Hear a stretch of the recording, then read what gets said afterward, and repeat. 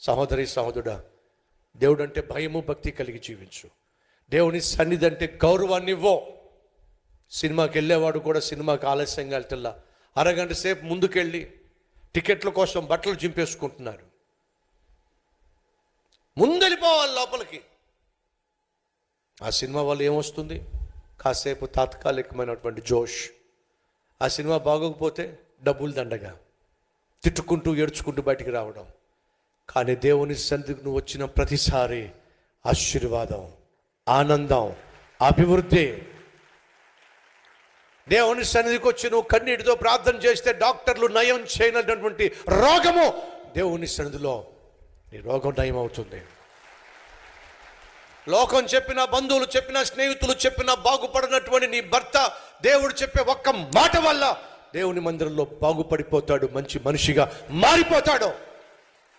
అమ్మగా నువ్వు చెప్పిన, నాన్నగా నువ్వు చెప్పిన, నీ మాట వినకుండా తిరుగుబాటు చేసే తిరగబడే నీ కొడుకు, నీ కూతురు దేవుని మందిరానికి వచ్చి ఆ మాటకు విలువనిస్తే నిన్ను సంతోషపరిచే కొడుకుగా, కూతురుగా మారిపోతారు.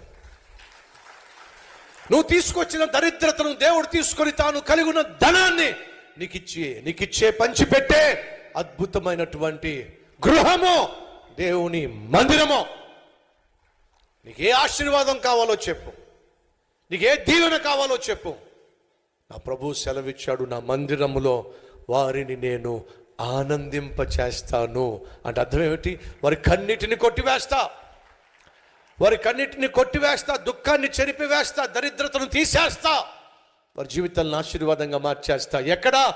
నా సన్నిధిలో. మరి నీ జీవితంలో నీకు కావలసిన ప్రతి ఆశీర్వాదానికి ఆధారమైనటువంటి దేవుని సన్నిధిని ఇంతగా నిర్లక్ష్యం చేస్తే దేవుడు కోప్పడ్డా? నేనంటే నీకు అంత నిర్లక్ష్యమా? నా మందిరం అంటే నీకు అంత నిర్లక్ష్యమా? నా సన్నిధికి రావడం అంటే నీకు అంత కష్టమా? ఎందుకయ్యా అంత కష్టపడి నా దగ్గరికి వస్తున్నావు?